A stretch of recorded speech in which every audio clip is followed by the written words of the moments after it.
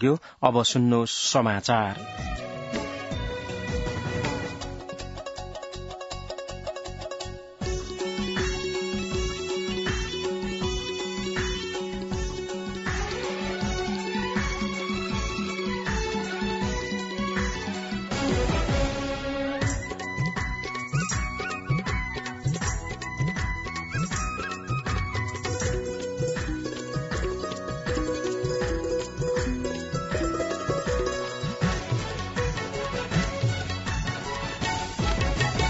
यस studio टाइमका प्रायोजक राष्ट्रिय वाणिज्य बैंक, तपाईको आफ्नै बैंक।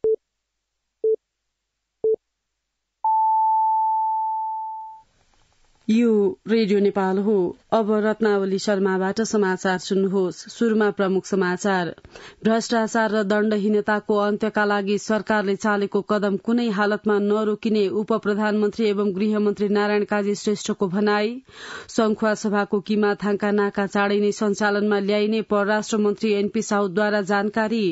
मुलुकका विभिन्न स्थानमा निर्माण भएका 51 विद्युतीय चार्जिङ स्टेशन सञ्चालनमा। विद्युतीय सवारी साधनको प्रवर्धन गर्न कानूनी र नीतिगत व्यवस्थाका लागि सरकारले काम गरिरहेको ऊर्जा मन्त्री शक्ति बहादुर बस्नेतको भनाई। यही भदौ 27 गतेदेखि पाठेघरको मुखको क्यान्सर विरूद्धको खोप लगाउने स्वास्थ्य मन्त्रालयको तयारी।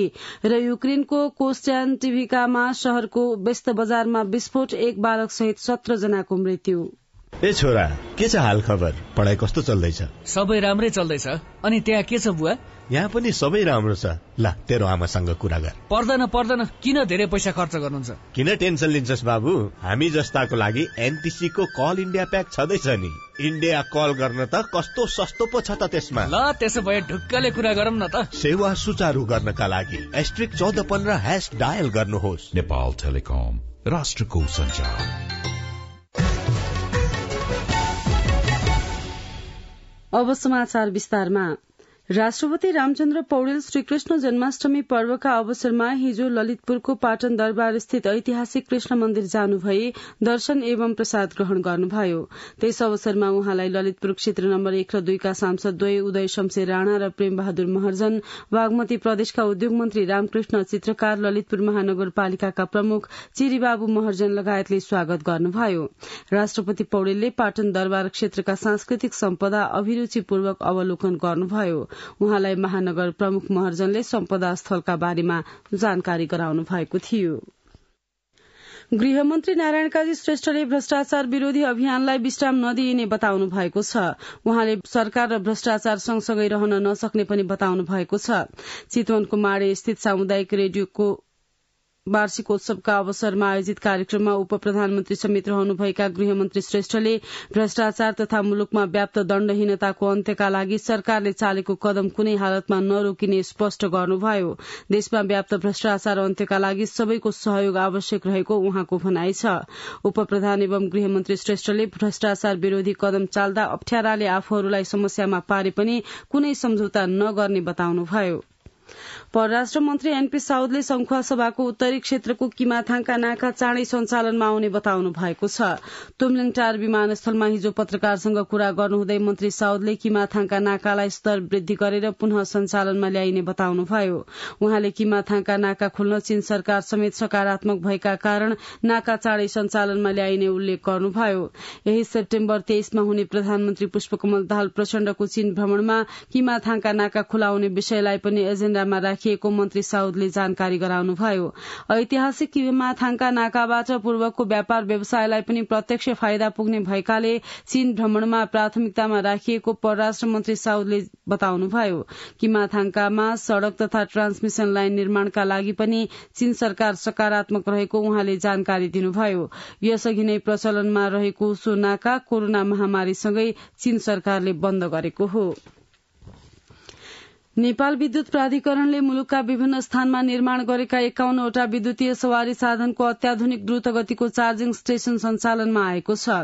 ऊर्जा, जलस्रोत तथा सिंचाई मन्त्री शक्ति बहादुर बस्नेत र मन्त्रालयका सचिव दिनेश कुमार घिमिरेले संयुक्त रूपमा काठमाडौँको नेपाल पुलिस क्लब ढुकुटी मण्डपमा स्थापना गरिएको द्रुत गतिको चार्जिङ स्टेशनको शुभारम्भ गर्नुभयो। प्राधिकरणको लगानी र एसियाली विकास बैंकको सहुलियतपूर्ण ऋण तथा नर्वे सरकारको प्राविधिक सहयोगमा विद्युतीय सवारी चार्जिङ पूर्वाधार विकास विकास आयोजना अन्तर्गत 7 प्रदेशका मुख्य राजमार्ग, बस पार्क र ठूला शहरमा विद्युतीय सवारी साधन छिटो चार्ज गर्न मिल्ने चार्जिङ स्टेशन निर्माण गरिएको हो। करिब 40 करोड़ रूपियाँ लागतमा निर्माण गरिएका चार्जिङ स्टेशन मध्ये 26 वटामा ठूला बस, माइक्रो, ट्रक, पिकअप तथा कार र 25 वटामा साना ठूला कारहरू चार्ज गर्न मिल्ने छन्। उद्घाटन कार्यक्रममा मन्त्री बस्नेतले 51 वटा चार्जिङ स्टेशन सञ्चालनमा आउनु देशको दिगो विकासमा महत्वपूर्ण पाइला भएको उल्लेख गर्नुभयो। विद्युतीय सवारी साधनको प्रवर्धनमा नीतिगत तथा कानूनी व्यवस्थाका लागि सरकारले काम गरिरहेको उल्लेख गर्नुहुँदै मन्त्री बस्नेतले विद्युतीय गाड़ी नेपालमै उत्पादन गर्नका लागि लगानीकर्तालाई आकर्षित गर्ने कार्य भइरहेको पनि बताउनुभयो। नेकपा एकीकृत समाजवादीका सम्मानित नेता झलनाथ खनालले आफ्नो पार्टी समाजवादको बाटोमा रहेको बताउनु भएको छ। पार्टी निकट आदिवासी जनजातिको काठमाडौँमा आयोजित भेलामा उहाँले समाजवादको आवश्यकताबारे राष्ट्रव्यापी रूपमा जनतालाई जानकारी गराउन पार्टीले मेची महाकाली अभियान सञ्चालन गर्न लागेको जानकारी दिनुभयो। पूर्व प्रधानमन्त्री समेत रहनुभएका नेता खनालले राजनैतिक उपलब्धिको रक्षा गरेर मुलुकलाई अग्रगमनतर्फ लैजान तत्कालीन नेकपा एमालेसँग विद्रोह गर्नुको औचित्य पुष्टि भएको विषय जनतालाई बुझाइने स्पष्ट पार्नुभयो। नेकपा एमालेका वरिष्ठ उपाध्यक्ष ईश्वर पोखरेलले आफ्नो पार्टीलाई सरकारमा जान हतार नभएको बताउनु भएको छ। प्रेस चौतारी नुवाकोटले हिजो बट्टारमा आयोजना गरेको पत्रकार सम्मेलनमा उहाँले सरकार ढाल्ने र बनाउने कसरतमा भन्दा पनि एमाले पार्टी सुदृढीकरण अभियानमा लागेको बताउनुभयो। वरिष्ठ उपाध्यक्ष पोखरेलले वर्तमान सरकारमा सहभागी हुने पार्टीको मनसाय नरहेको स्पष्ट पार्नुभयो। पार्टीलाई बलियो बनाउन जबजको विकास तथा 10औं महाधिवेशनको कार्यदिशा र कार्यभार अनुसार पार्टीको नेतृत्व तहदेखि तल्लो तहसम्म नै विधिबाट निर्देशित हुने भएकाले पार्टीमा कुनै वैमनस्यता नरहेको उहाँले स्पष्ट पार्नुभयो। स्वास्थ्य तथा जनसंख्या मन्त्री मोहन बहादुर बस्नेतले परोपकार प्रसूति तथा स्त्रीरोग अस्पतालको कुपण्डोल स्थित नवनिर्मित भवनबाट छिटो सेवा सञ्चालन गर्न मन्त्रालय प्रतिबद्ध रहेको बताउनु भएको छ। अस्पतालको 64औं वार्षिकोत्सवका अवसरमा आयोजित कार्यक्रमलाई भर्चुअल माध्यमबाट सम्बोधन गर्नुहुँदै उहाँले प्रसूति अस्पतालको दीर्घकालीन योजना र जनशक्तिलाई पुनर्संरचना गरिने बताउनुभयो। त्यस अवसरमा अस्पतालद्वारा बहिरंग सेवातर्फ अनलाइन टिकेटिङ शुरूआत समेत गरिएको छ। यसैबीच स्वास्थ्य तथा जनसंख्या मन्त्रालयले पाठेघरको मुखको क्यान्सर विरूद्धको खोप HPV भदौ 27 गतेदेखि लगाउने तयारी गरेको छ। स्वास्थ्य तथा जनसंख्या मन्त्री मोहन बहादुर बस्नेतले HPV खोपको शुभारम्भ परोपकार प्रसूति अस्पतालबाट गर्ने तयारी भइरहेको जानकारी दिनुभयो। अस्पतालको 64औं वार्षिकोत्सवका अवसरमा आयोजित कार्यक्रममा भिडियो सन्देश मार्फत उहाँले 7 प्रदेशका 7वटा अस्पतालबाट HPV खोप लगाइने बताउनुभयो। उहाँका अनुसार गत असारमा सरकारले चीनबाट 20,000 मात्रा पाठेघरको मुखको क्यान्सर विरूद्धको खोप खरिद गरेर ल्याएको थियो। अस्पतालका निर्देशक डाक्टर श्री प्रसाद अधिकारीले आगामी यही भदौ 27 गते स्वास्थ्य मन्त्री बस्नेतले खोपको शुभारम्भ गर्नुहुने जानकारी दिनुभयो। उहाँका अनुसार मन्त्रालयले प्रसूतिसँगै 7 प्रदेशका 7वटै अस्पतालबाट खोपको शुरूआत गर्ने तयारी गरेको छ। 2 मात्रा दिइने उक्त खोप 10,000 किशोरीलाई लगाइनेछ। कोशी प्रदेशमा कोशी अस्पताल, मध्य प्रदेशमा वीरगंज स्थित नारायणी अस्पताल, बागमतीमा परोपकार प्रसूति तथा स्त्रीरोग अस्पताल, गण्डकी प्रदेशको पोखरा स्वास्थ्य विज्ञान प्रतिष्ठान, लुम्बिनीमा भेरी अस्पताल बाँके, कर्णालीमा प्रादेशिक अस्पताल सुर्खेत र सुदूरपश्चिम प्रदेशको डडेलधुरा अस्पतालबाट एकै दिन HPV खोप प्रदान गरिने डाक्टर अधिकारीले जानकारी दिनुभयो। नेपाली कांग्रेसका सहमहामन्त्री महेन्द्र यादवमाथि काठमाडौँमा आक्रमण भएको छ। काठमाडौँको भृकुटी मण्डप स्थित रिपोर्टर्स क्लबको कार्यक्रमबाट बाहिरिएर गाड़ी चढ़न लाग्दा सहमहामन्त्री यादवमाथि आक्रमण भएको जिल्ला प्रहरी परिसर काठमाडौँका प्रवक्ता तथा प्रहरी उपरीक्षक कुमोद ढुंगेलले जानकारी दिनुभयो। आक्रमण गर्ने नुवाकोटको विदुर नगरपालिका 7 का 47 वर्षीय श्याम सापकोटालाई आक्रमणमा प्रयोग भएको हतियार सहित प्रहरीले नियन्त्रणमा लिएको छ।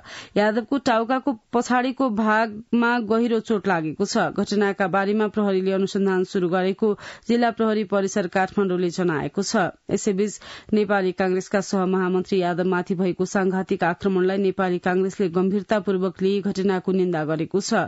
घटनाको कांग्रेसले घोर निन्दा गरेको पार्टी केन्द्रीय कार्यालयका मुख्य सचिव कृष्ण प्रसाद पौडेलले जारी गर्नुभएको विज्ञप्तिमा उल्लेख छ।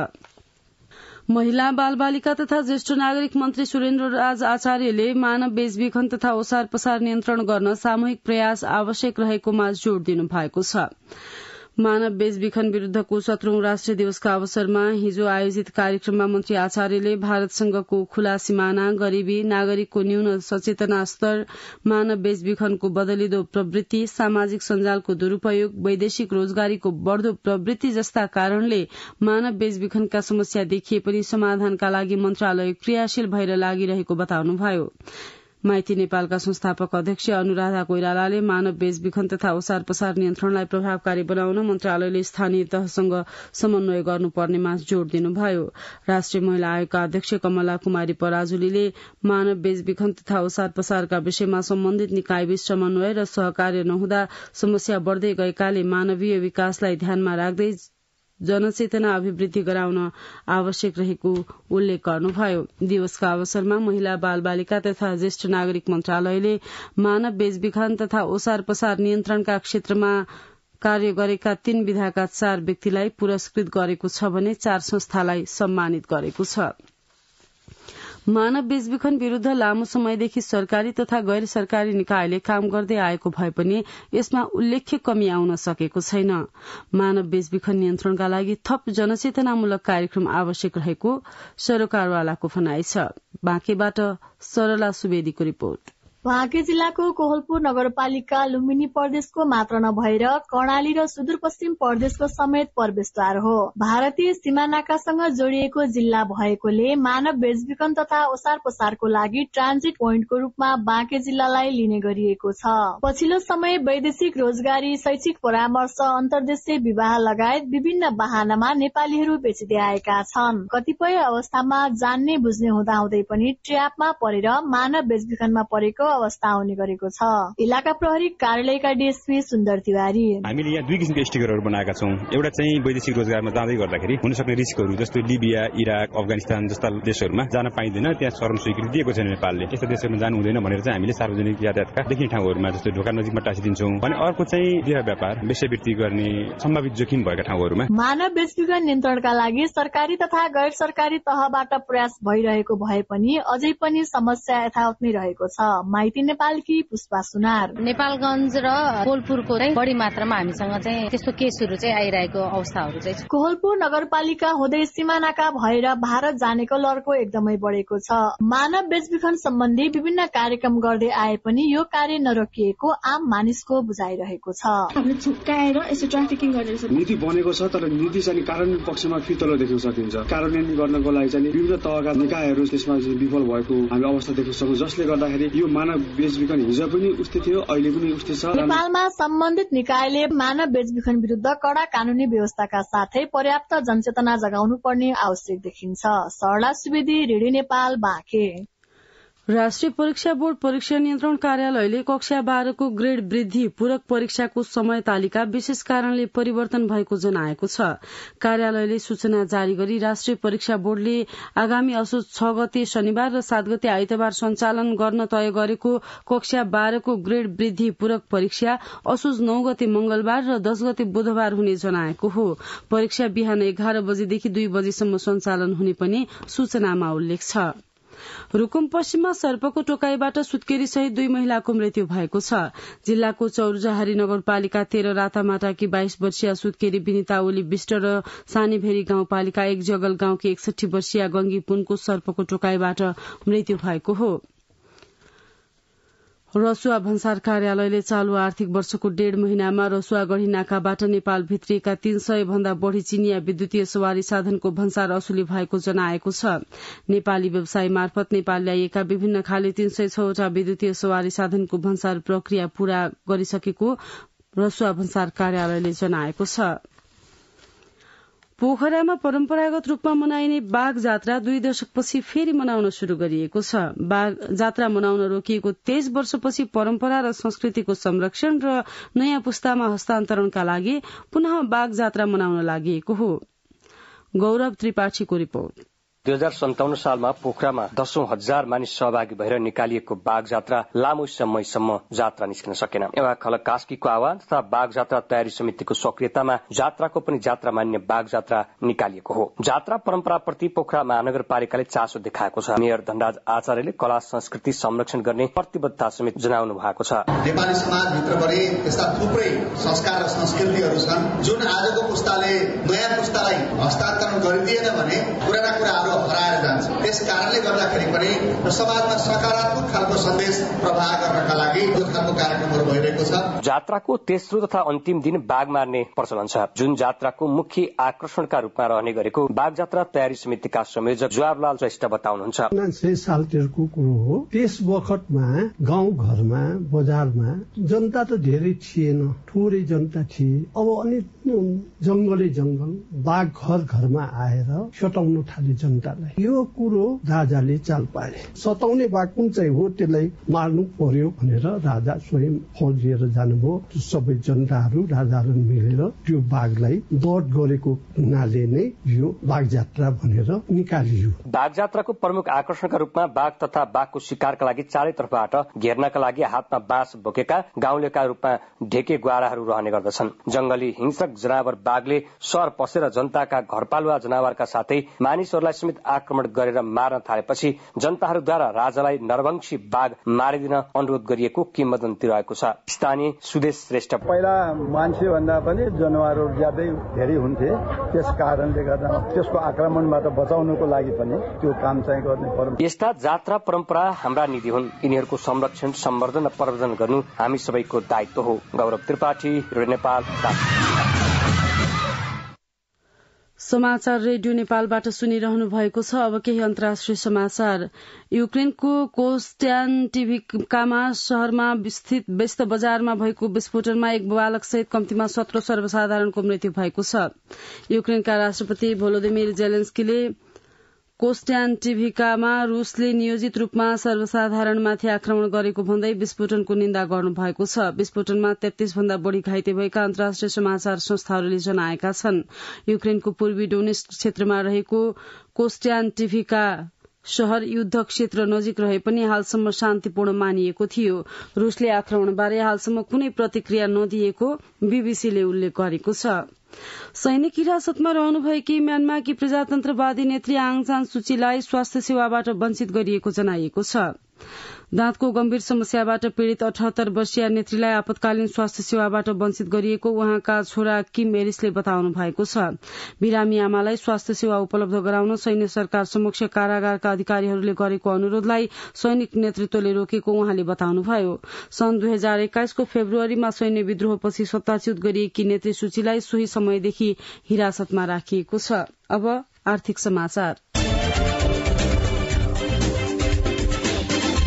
उद्योग वाणिज्य तथा आपूर्ति मन्त्री रमेश रिजालले उद्यमीहरूलाई उत्प्रेरित गर्दै सहयोग गर्न सरकार तत्पर रहेको बताउनु भएको छ। साना तथा मझौला व्यवसायी महासंघ नेपालले तीजको अवसर पारेर ललितपुरमा आयोजना गरेको महिला उद्यमी मेलाको बुधबार उद्घाटन गर्दै मन्त्री रिजालले उद्यमीहरूको मेहनतका कारण मुलुक समृद्धितर्फ जाने बताउनुभयो। उहाँले उद्यमीहरूलाई सहयोग गर्नु सरकारको पहिलो कर्तव्य भएको पनि उल्लेख गर्नुभयो। कार्यक्रममा हस्तकला महासंघका पूर्व अध्यक्ष तथा ललित कला प्रतिष्ठानका प्राज्ञ धर्मरत्न साक्यले महिलाले उत्पादन गरेका हरेक उत्पादनलाई स्थानीय तथा विश्व बजारमा पुर्याउने गरी सरकारले नीति निर्माण गर्नु आवश्यक भएको बताउनुभयो। महासंघले बुधबारदेखि आयोजना गरेको मेला 5 दिनसम्म सञ्चालन हुने मेला आयोजक समितिकी संयोजक यशोदा दाहालले जानकारी दिनुभयो। नेपाल स्टक एक्सचेन्जले 11 वटा धितोपत्र दलाल व्यवसायीहरूलाई धितोपत्र कारोबार सदस्यता प्रदान गरेको छ।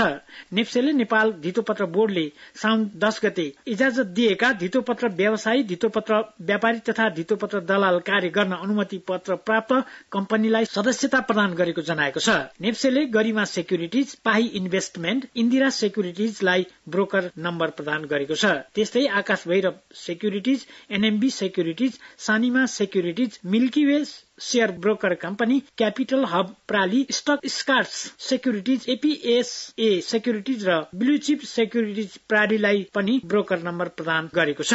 सामाजिक सुरक्षा कोषले योगदानकर्तालाई विभिन्न सुविधा बापत 5 अर्ब 67 करोड़ दावी भुक्तानी प्रदान गरेको छ। कोषले विभिन्न योजना सञ्चालन गरे बापत 98,573 योगदानकर्तालाई उक्त रकम भुक्तानी गरेको जनाएको छ। योगदानकर्ताको जीवनमा आइपर्ने स्वास्थ्य जोखिम कम गर्न तथा आयको निरन्तरताका लागि 4 प्रकारका योजना सञ्चालनमा ल्याएको कोषले जनाएको छ, जसमा औषधोपचार, स्वास्थ्य तथा मातृत्व योजना अन्तर्गत 40,387 योगदानकर्तालाई 65 करोड़ 82,50,000 र दुर्घटना तथा अशक्तता सुरक्षा योजना बापत 2031 श्रमिकलाई 7 करोड़ 80,87,000 भुक्तानी गरेको छ। यसै गरी आश्रित परिवार सुरक्षा योजना बापत 393 योगदानकर्ताले 9 करोड़ 20 लाख र वृद्धावस्था सुरक्षा योजना अन्तर्गत 4 अर्ब 84 करोड़ 32,17,000 भुक्तानी लिएका छन्। हालसम्म 41 अर्ब 1 करोड़ योगदान रकम संकलन भएको कोषका प्रवक्ता विवेक पन्थीले जानकारी दिनुभयो। कोषमा 7,57,000 योगदानकर्ता सूचीकृत भएका छन्। म्याग्दीमा निर्माण हुन लागेको तिप्ल्याङ कालीगण्डकी जलविद्युत आयोजनाको विद्युत किनबेच सम्झौता सम्पन्न भएको छ। आइएमई समूहले म्याग्दीको अन्नपूर्ण र रहु गंगा गाउँपालिकामा निर्माण गर्ने 58 मेगावाट क्षमताको उक्त आयोजनाको प्रवर्धक कम्पनी तिप्ल्याङ कालीगण्डकी हाइड्रो पावर र नेपाल विद्युत प्राधिकरण बीच विद्युत खरिद बिक्री सम्झौता सम्पन्न भएको हो। प्राधिकरणका कार्यकारी निर्देशक कुलमान घिसिङ र हाइड्रो पावरका अध्यक्ष चन्द्र ढकालले सम्झौतामा हस्ताक्षर गर्नु भएको छ। आयोजनाबाट उत्पन्न भएको विद्युत सुक्खायाममा प्रति युनिट 8 रुपियाँ 40 पैसा र बर्खायाममा प्रति युनिट 4 रुपियाँ 80 पैसाका दरले किन्ने सम्झौता भएको छ। नबिल बैंकको अगुवाईमा वित्तीय व्यवस्थापन गरिसकेको आयोजनाले पूर्वाधार निर्माणको तयारी गरेको हाइड्रो पावरका अध्यक्ष चन्द्र ढकालले जानकारी दिनुभयो। भुवन आचार्य आर्थिक समाचारका साथमा अब खेल समाचार। नेपाल साफ U16 च्याम्पियनशीपको दोस्रो खेलमा भारतसँग पराजित हुँदै प्रतियोगिताबाट बाहिरिएको छ। भारतसँग 1-0 को गोल अन्तरले पराजित नेपाल प्रतियोगितामा लगातार दोस्रो हार बेहोर्दै बाहिरिएको हो। पहिलो खेलमा नेपालले बंगलादेशसँग 1-0 गोलको हार बेहोरेको थियो। नेपालको प्रतियोगिता गोल विहीन रहँदै सकियो। नेपालको समूहबाट भारत 6 अंकका साथ समूह विजेता बन्दै सेमिफाइनलमा प्रवेश गरेको छ। नेपाललाई हराएको बंगलादेश 3 अंक सहित दोस्रो स्थानमा रहँदै अन्तिम 4 मा आफ्नो स्थान पक्का गर्यो। मलेसियामा जारी आईसीसी महिला T20 विश्वकप एसिया क्षेत्र छनौटमा नेपाल र यूएई बीचको खेल वर्षाको कारण रद्द भएको छ। वर्षाको कारण टस पनि हुन नसकेपछि दुवै टोलीले 1-1 अंक बाँडेका छन्। यो सँगै समूह ए बाट यूएई विजेता र नेपाल उपविजेता बन्दै सेमिफाइनलमा पुगेका छन्। समूह ए मा यूएई 5 खेलमा 9 अंक र नेट रन रेट 3.339 का साथ शीर्ष स्थानमा रह्यो। नेपाल समान खेल र नतिजा साथ 9 अंक भए पनि नेट रन रेट 2.184 हुँदा दोस्रो स्थानमा रहेर सेमिफाइनल खेल्नु पर्यो। नेपालले अब समूह बी को विजेतासँग शुक्रबार सेमिफाइनल खेल खेल्नेछ। नेपाल फाइनलमा पुग्न सके 2024 मा हुने ग्लोबल T20 विश्वकप छनौट खेल खेल्न पाउनेछ। उता समूह बी मा हङकङ 3 खेलमा 6 अंकका साथ शीर्ष स्थानमा छ। थाइल्याण्ड 3 खेलमा 5 अंकका साथ दोस्रो स्थानमा छ। सेमिफाइनलमा नेपालले थाइल्याण्डसँग खेल्ने भएको छ। अन्तिम खेलमा थाइल्याण्डले हङकङलाई 43 रनले हराउँदै समूह बी को विजेता बनेको हो। नेपाल समूह ए को उपविजेता रहेकोले नेपाल र थाइल्याण्डको सेमिफाइनल पक्का भएको हो। समूह बी को विजेता बनेको हङकङले समूह ए को विजेता यूएई सँग सेमिफाइनल खेल खेल्नेछ। एशिया कप क्रिकेट खेल्न गएको नेपाली टोली बुधबार स्वदेश फर्किएको छ। विश्वकप विजेता टोली भारत र पाकिस्तानसँग ऐतिहासिक प्रतिस्पर्धा गरेको नेपाली टोली स्वदेश फर्किएको हो। नेपाल क्रिकेट संघ क्यानले स्वदेश फर्किएको टोलीलाई त्रिभुवन अन्तर्राष्ट्रिय विमानस्थलमा बाजागाजा सहित भव्य स्वागत गरेको छ। समूह ए मा रहेको नेपाल, पाकिस्तान र भारत दुवैसँग पराजित हुँदै एशिया कपको समूह चरणबाटै बाहिरिए पनि पहिलो पटक विश्वकप विजेता टोलीसँग उत्कृष्ट प्रदर्शन गरेर विश्वको ध्यान नेपालतर्फ आकर्षण गर्न सफल भएको थियो। अजय बम अब मौसम। आज देशभर आंशिकदेखि सामान्य बदलिरही बागमती, गण्डकी र लुम्बिनी प्रदेश सहित अन्य प्रदेशका 1-2 स्थानमा मेघ गर्जन र चट्याङ सहित मध्यम वर्षा हुनुका साथै मधेस र कोशी प्रदेशका तराई भागका केही स्थानमा हावाहुरीको समेत सम्भावना रहेको जल तथा मौसम विज्ञान विभागले जनाएको छ। गत 24 घण्टामा काठमाडौँ उपत्यकामा मापन गरिएको अधिकतम तापक्रम 32 डिग्री सेल्सियस, न्यूनतम तापक्रम 17.7 डिग्री सेल्सियस, वर्षा 7 मिलिमिटर। अहिले बिहानको सापेक्षिक आर्द्रता 98%। आज दिउँसो काठमाडौँ उपत्यकाको अधिकतम तापक्रम 30 देखि 32 डिग्री सेल्सियसका बीच रहने अनुमान छ। काठमाडौँ उपत्यकामा सूर्योदय अघि बिहान 5:45 भयो भने सूर्यास्त भरे साँझ 6:19 हुनेछ। अन्त्यमा यस प्रसारणका प्रमुख समाचार फेरि एकपटक। भ्रष्टाचार र दण्डहीनताको अन्त्यका लागि सरकारले चालेको कदम कुनै हालतमा नरोकिने उप प्रधानमन्त्री एवं गृहमन्त्री नारायण काजी श्रेष्ठको भनाई। संखुवा सभाको किमाथाङका नाका चाँडै नै सञ्चालनमा ल्याइने परराष्ट्र मन्त्री एनपी साउदद्वारा जानकारी। मुलुकका विभिन्न स्थानमा निर्माण भएका 51 विद्युतीय चार्जिङ स्टेशन सञ्चालनमा विद्युतीय सवारी साधनको प्रवर्धन गर्न कानूनी र नीतिगत व्यवस्थाका लागि सरकारले काम गरिरहेको ऊर्जा मन्त्री शक्ति बहादुर बस्नेतको भनाई। यही भदौ 27 गतेदेखि पाठेघरको मुखको क्यान्सर विरूद्धको खोप लगाउने स्वास्थ्य मन्त्रालयको तयारी। र युक्रेनको कोस्टान्टिभिका शहरको व्यस्त बजारमा विस्फोट, एक बालक सहित 17 जनाको मृत्यु। सुन्दै हुनुहुन्थ्यो रेडियो नेपालबाट बिहान 7 बजेको समाचार सकियो। 8 बजे अंग्रेजीमा समाचार सुन्न सक्नुहुनेछ। हवस् त, नमस्कार।